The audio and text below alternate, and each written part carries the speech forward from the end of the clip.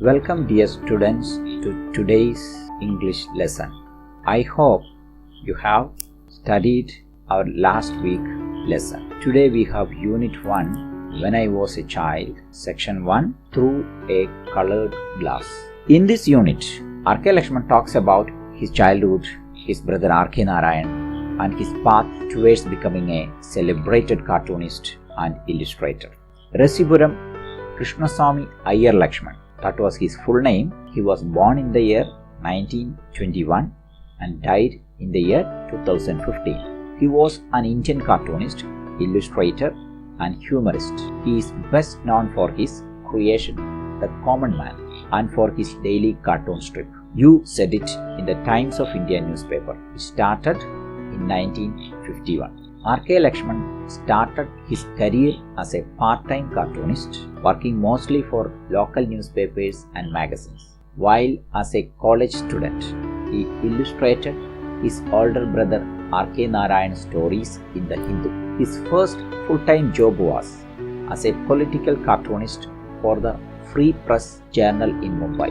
Later, he joined the Times of India and became famous for the Common Man character, which turned out to be the turning point in Lakshman's life. R.K. Lakshman was born in Mysore in 1921 in an Iyer family. His father was a headmaster and Lakshman was the youngest of 8 children, 6 sons and 2 daughters. His elder brother is novelist R.K. Narayan. Lakshman was known as Pied Piper of Delhi. In our old house in Mysore, there was a window. It had a glass pane divided into many parts. Each part had a different color. One day, the pane broke. Bits of colored glass tinkled down. I looked at every color, one after another. Suddenly, I happened to see through the glass, and I saw a new world. It was strange, weird, frightening. Everybody and everything looked blue. The blue gardener dug the blue earth. Nearby stood a blue cow swishing its blue tail. Why, the sun had turned blue in the sky. Everything was spooky and still. I couldn't bear it anymore. Quickly, I raised the green glass piece. Thank God, things became cheerful again. The same gardener was shoveling away with a bucket by his side. The cow turned friendly, but I had to try out the red piece. It struck terror into my heart. The cow was ready to attack me. The dog bared its teeth, and the gardener was digging up a skeleton under the neem tree. Red clouds gathered in a bloody sky. The world was a scene of war. Sweating and trembling, I switched back to green. At once, things calmed down. It was a cool, pleasant day, out in the garden at home where the breeze blew softly. Father and mother were out. I was free to play the whole evening. As I remember it, this was my first communication with my surroundings. I loved looking through the broken glass pieces, feeling different with each color. Perhaps this was an early sign of my interest in visual things, in drawing and painting that were to be my life. When did I start drawing? Maybe at the age of 3. I started on the wall, of course, like any normal child. Parents were more tolerant in those days. No one stopped my scribbling on the wall. I drew with bits of burnt wood that I got from the hot water stove in the backyard. What did I draw? Oh, the usual things. Trees, houses, the sun behind the hill. I was not at all a good student in the classroom.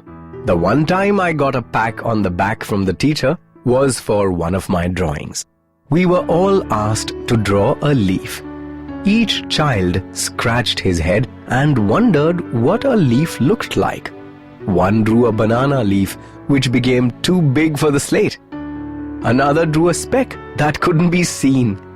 Some just managed blobs. When the teacher came to me, he asked, "Did you draw this by yourself?" I hesitated. Had I done wrong? I nodded dumbly. And do you know, the teacher actually broke into a smile. He said I had done a very good job. He saw great possibilities in that leaf I drew so long ago on a hot afternoon sitting in the dull classroom. I had seen that leaf on the peepal tree which I passed each day on my way to school. Generally, people take everything for granted. They hardly see anything around them, but I had a keen eye. I observed everything and had a gift for recalling details. This is essential for every cartoonist and illustrator. As far back as I can remember, the crow attracted me because it was so alive on the landscape. In our garden, it stood out black against the green trees, blue sky, red earth, and the yellow wall. Other birds are shy and try to hide themselves. But the crow is very clever. It can look after itself very well. I have never grown out of this childhood fascination for the crow. I have painted hundreds of crows singly and in groups from near and far, and in many moods. Sometimes I put crows into my cartoons. My crow paintings have gone to many countries. One of them hangs in faraway Iceland now. I was about 9 or 10 when I decided to be an artist. I would cycle for 10 miles around our home to find interesting landscapes to paint. Mysore was a good place for this, full of trees, streams, hills, and old ruins.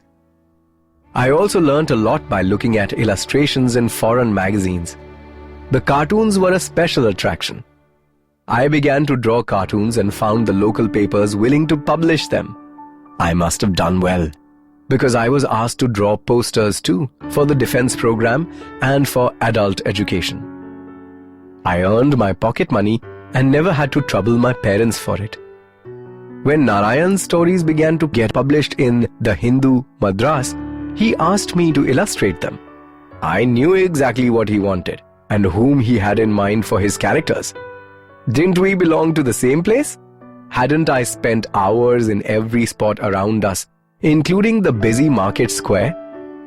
As I drew hundreds of pictures, I picked up the techniques quite naturally.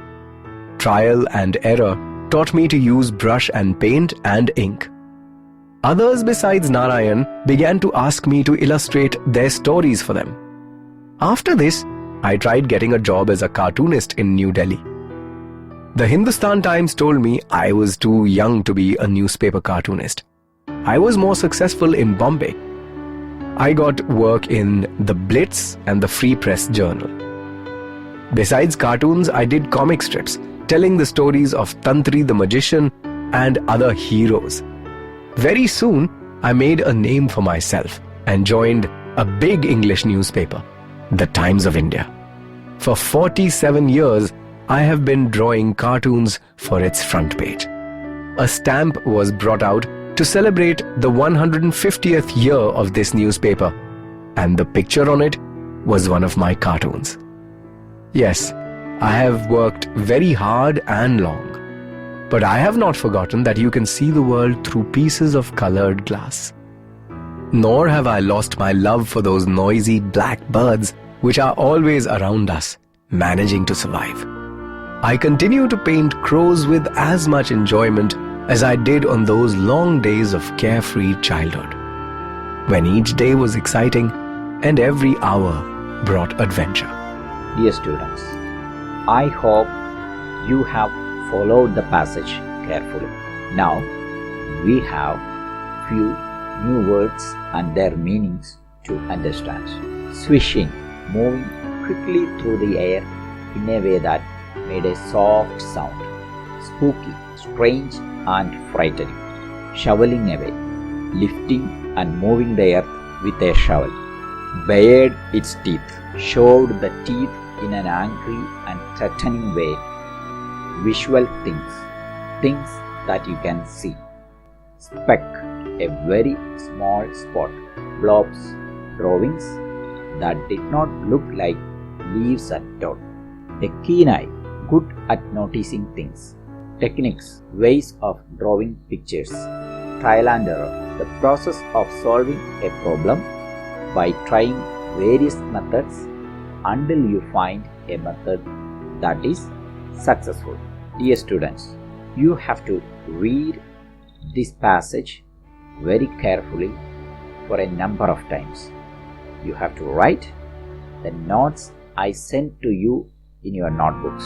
Kindly make use of the materials that I provide you in Google Classroom. Those who can join for online Google Meet class, please do join with me. Until we meet next week, take care. Thank you.